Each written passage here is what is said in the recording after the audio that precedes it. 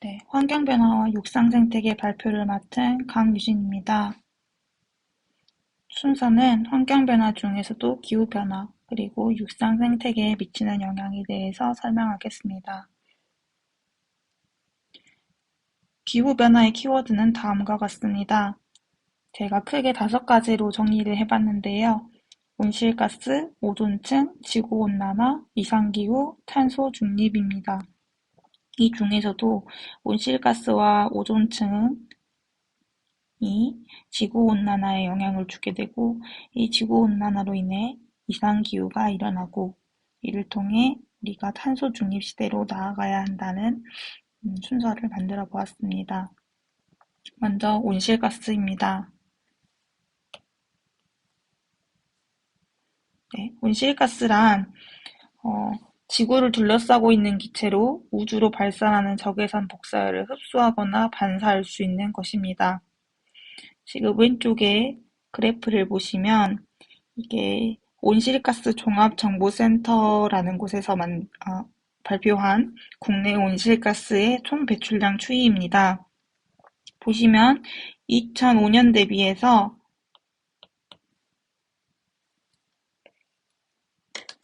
1.2배가 증가하였고 1990년 대비해서 2.4배가 증가하였다는 것을 알 수 있습니다. 6대 온실기체는 이산화탄소, 메탄, 이산화질소, 수소불화탄소, 과불화탄소, 육불화황이 있습니다. 이 온실가스의 영향은 양이 많아지면 지구의 평균 온도를 상승시키는 이른바 온실효과를 일으키게 됩니다. 온실가스 과다 배출의 원인은 석탄, 석유, 가스 등과 같은 화석연료의 사용, 쓰레기의 증가, 산림의 무분별한 벌목이 있습니다. 쓰레기가 증가할 경우 쓰레기 분해 과정에서 메탄이 발생하고 산림이 벌목될 경우에 온실가스를 흡수하는 자연의 능력이 감소하기 때문입니다. 다음으로 오존층입니다. 오존이란 산소 원자 3개로 구성된 분자로서 구조가 비교적 불안정하고 독성이 강해 동기 중에 극소량만 있어도 치명적입니다. 하지만 역설적이게도 오존이 오존층을 이룰 경우에는 우리를 보호해주는 기능을 하는데요.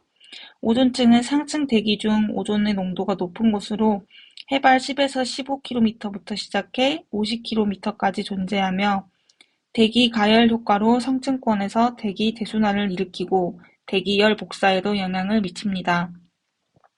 이러한 오존층 파괴의 원인은 냉장고와 에어컨의 프레온 냉매가 대표적입니다. 오존층이 파괴될 경우에는 지표면에 도달하는 자외선의 양이 증가하여 피부 및 안구 질환 발생률이 증가합니다. 또한 식물 성장에 영향을 주기 때문에 농작물의 수확량이 감소합니다. 식물성 플랑크톤도 감소하여 해양 생태계의 균형이 깨지기도 합니다. 이 오존층 파괴의 피해 지역은 전 세계 대부분의 지역에서 나타나며 특히 남극과 그 주변 국가에서 심각하게 나타나고 있습니다. 세 번째로 지구온난화입니다. 지구온난화란 지구 전체의 평균 기온이 상승하는 것입니다. 왼쪽 그래프를 보시면 전 세계의 온도의 매년 온도와 5년의 평균 온도를 볼 수 있습니다. 2000년이 넘어서 급격하게 증가하고 있습니다. 이 지구온난화의 원인으로는 산업활동으로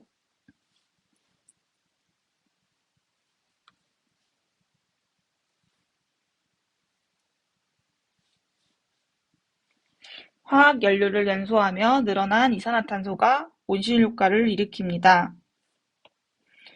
20년간 지구기온이 0.3도에서 0.4도가 상승하였고 19세기 후반부터는 현재까지 1.1도가량 상승하고 있습니다. 이렇게 지구 내 열기가 빠져나가지 못하고 축적되면 이상기후 현상이 생깁니다. 이 지구온난화는 다양한 영향을 가져오는데요. 첫째로는 지구의 평균 해수면의 상승과 해안 저지대의 침수입니다. 미국 한국우주국이 발표한 그래프를 보시면 2002년 이후에 남극 빙하의 양이 점점 감소하고 있고, 이로 인해 지구의 평균 해수면이 상승하여 투발루, 몰디브 등 일부 섬나라와 방글라데시, 네덜란드 등 해안 조지대가 침수될 위험에 처해 있다고 합니다. 이것은 지금 빙하의 감소를 보여주는 그래프입니다. 두 번째로는 전 세계 대형 자연재해의 발생 횟수가 증가합니다. 세계 재해 통계 그래프를 보시면 확연하게 증가한 것을 보실 수 있습니다. 대기와 해수순환의 변화가 생기기 때문에 태풍, 홍수, 가뭄 등 자연재해의 발생 빈도와 강도가 증가합니다. 세 번째로 바닷물의 온도 상승으로 인해 해양 생태계에 변화가 옵니다. 네 번째로 농작물 생산량이 감소하고 열대성 질병이나 해충이 증가합니다. 건조 지역을 중심으로 극심한 가뭄이 지속되어 사막화 현상이 가속화되기도 합니다. 생태계의 변화가 일어납니다. 얼음 위에서 살던 생물들이 살 곳을 잃고 지구의 온도가 1도만 올라도 생태계의 30%가 멸종하는데 지금 그래프가 1979년과 2003년의 그림을 보시면 빙하의 양이 확연히 줄어든 것을 보실 수 있습니다. 한반도에도 변화가 찾아왔습니다. 지구 평균의 2배에 달하는 온도 변화가 있었던 우리나라는 아열대와 돼가고 있습니다. 해수면의 상승이 지구 평균의 3배이며 수온 상승도 지구 평균의 3배입니다. 왼쪽의 그림을 보시면 여기 난대 지역이 급격하게 늘고 아열대 지역도 늘었다는 것을 보실 수 있습니다. 이로 인해 열대야 일수가 증가하고 여름철 기간이 증가하며 농작물과 해양생물 등의 변화를 초래합니다. 네 번째로 이상기후입니다. 이상기후란 지구온난화로 인해 기온이 높아져 기상재해를 일으키는 것입니다. 폭염으로 인한 사막화, 태풍으로 인한 홍수, 산불, 폭설과 폭우, 우박 등이 있습니다.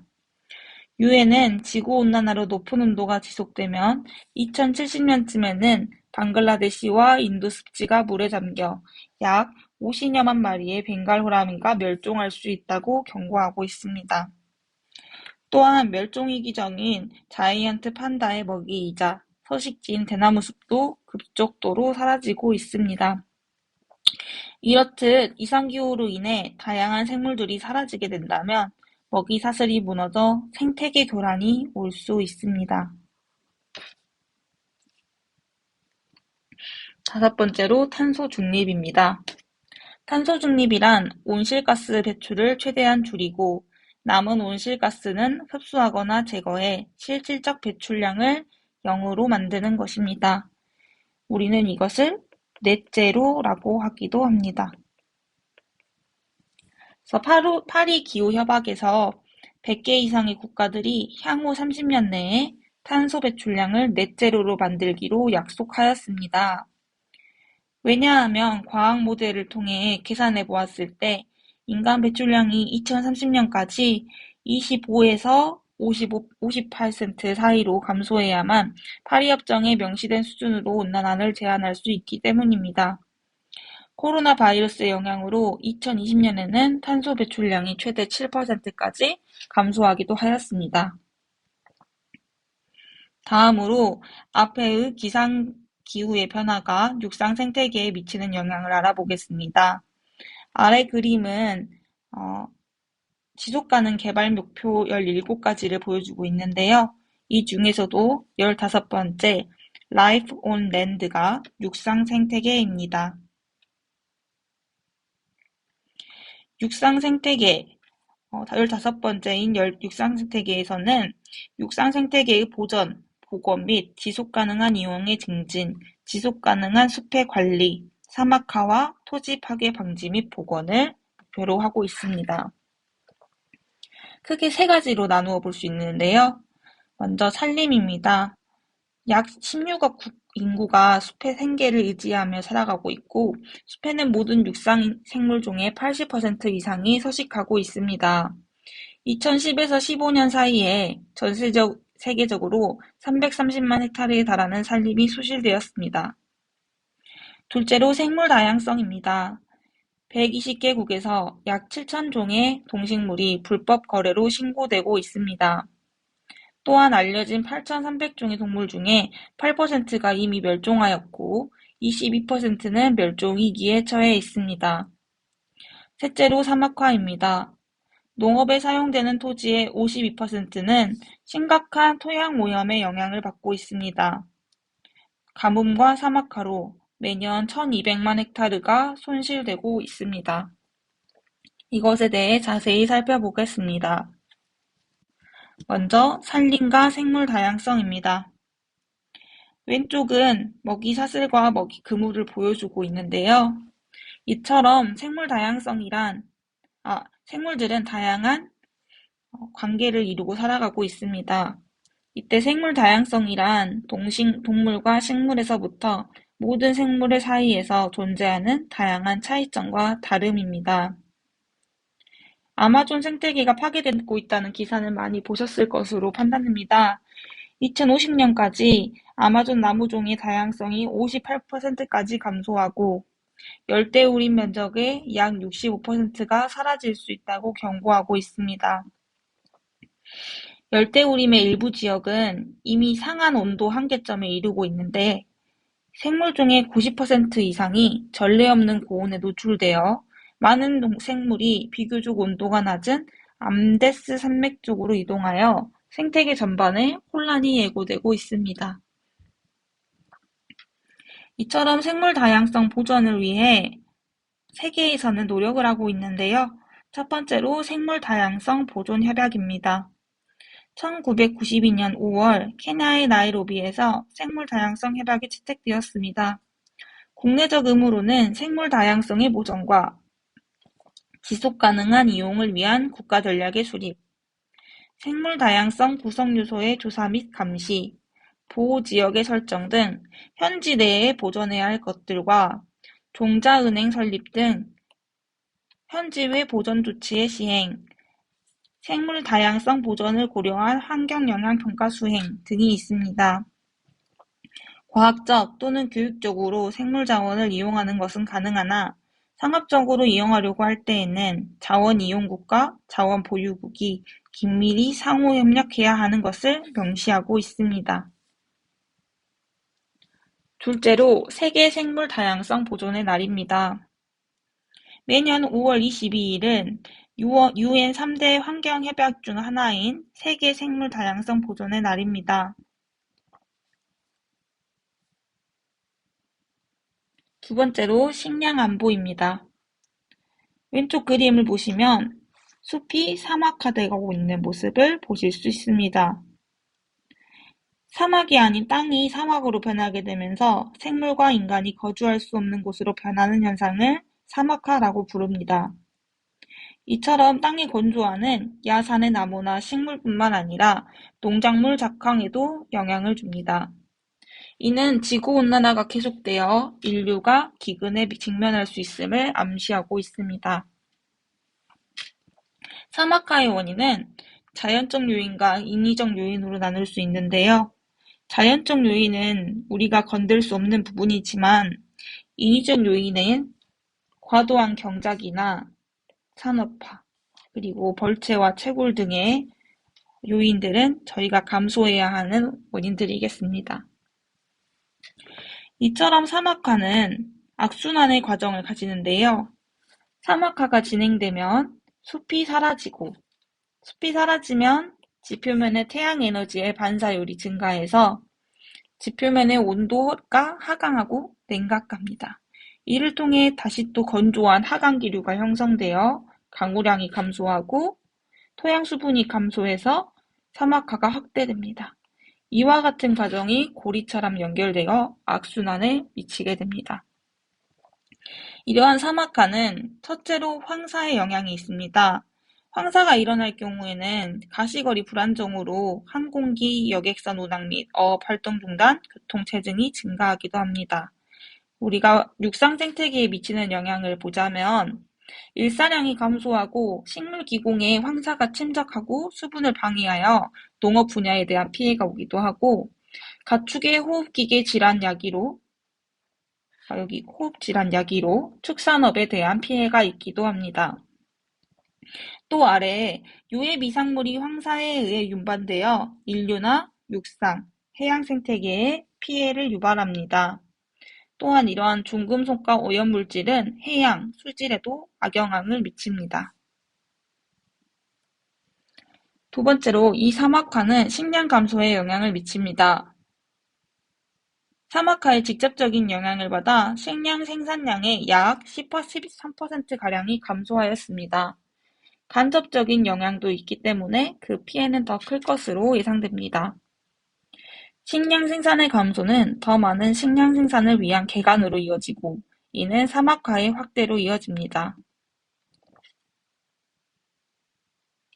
자, 이런 사막화를 극복하기 위한 노력입니다. 짧게만 보겠습니다. 세계에서 가장 분쟁이 많은 지역, 가뭄으로 가장 많은 난민이 발생하고 또 식량 부족으로 많은 주민들이 기근에 처해 있는 지역, 바로 아프리카입니다. 아프리카의 사하라 사막 남쪽 사헬지대가 구체적으로 들 수 있다고 하는데요. 이 지역의 심각한 가뭄과 기한은 지구온난화, 또 엘니뇨 때문이라고 합니다. 이들이 기후변화로 인한 사막화를 막겠다고 나섰다고 합니다. 사하라 사막의 남진을 막기 위해 나무로 만리장성을 만들고 있다고 하는데요. 오늘은 이 이야기 조금 더 자세히 들어보도록 하겠습니다. K웨더 반기성 센터장과 함께하도록 하겠습니다. 어서 오세요. 네, 안녕하세요. 사막화 남진이라고 하는데 이 얘기부터 좀 해야 될 것 같아요. 기후변화로 이제 사막에 인접한 알제리 같은 경우 산림 면적이 국토의 1%도 채 남지 않았고 국토의 50%가 산림이었던 에티오피아는 이제 2.5%의 산림만 남아있다라고 발표할 정도입니다. 자, 이렇게 산림이 많이 줄고 있는데요. 이를 극복하기 위해서 또 니제르 같은 경우에도 매우 성공적이었습니다. 니제르 농민들은 식물과 나무의 뿌리를 되살리고 물을 저장하기 위해서 반달구덩이라는 아주 독특한 방법을 이용을 했어요. 그래서 땅의 자연재생을 도와서 가뭄에 파괴된 나무가 수년에 걸쳐서 회복될 수 있도록 했는데 이 방법으로 니제르는 500만 헥타르의 땅과 약 2억 그루의 나무를 복원하는 데 성공을 했습니다. 이 세계 식량기구는 이로 인한 곡물 생산으로 연간 50만 톤의 곡물이 추가로 생산되면서 250만 명의 사람들을 먹일 수 있을 것이다 라고 추산하고 있습니다. 자, 그리고 두 번째로 사막화 방지 협약도 체결했는데요. 선진국들은 사막화 피해국의 사막화 확대를 저지하기 위해 노력과 활동을 지원하고 있습니다. 자, 이 필요성이 브라질 리우데 자네이루에서 합의가 되었고 1994년 프랑스 파리, 그리고 한국은 99년에 156번째로 가입하게 되었습니다. 셋째로 세계 사막화 방지의 날입니다. 매년 6월 17일에 이루어지고 있습니다. 이러한 육상 생태계의 지속 가능한 보호를 위한 노력 중에서도 지속 가능 발전 15번째의 세부 목표를 살펴보겠습니다. 첫 번째, 2020년까지 국제적으로 합의된 의무들과 일치하는 육상과 내륙 담수의 생태계, 특히 산림과 습지, 산지, 건조지대 보존과 복원, 지속 가능한 이용을 보장한다. 2. 산림에 대한 지속 가능한 이행을 강화하고 산림 파괴 종단, 황폐화된 산림 복원, 전 세계적인 숲 재수성을 증가시킨다. 3. 사막화를 막고 가뭄 및 홍수 등으로 황폐화된 토지와 토양을 복원하고 토지 훼손을 하지 않는 세계를 달성하기 위해 노력한다. 4. 2030년까지 지속가능한 개발을 위해 필수적인 요소들을 제공할 수 있도록 생태계의 자생 능력을 강화하기 위하여 생물 다양성을 포함한 산지지역 생태계를 보존한다. 5.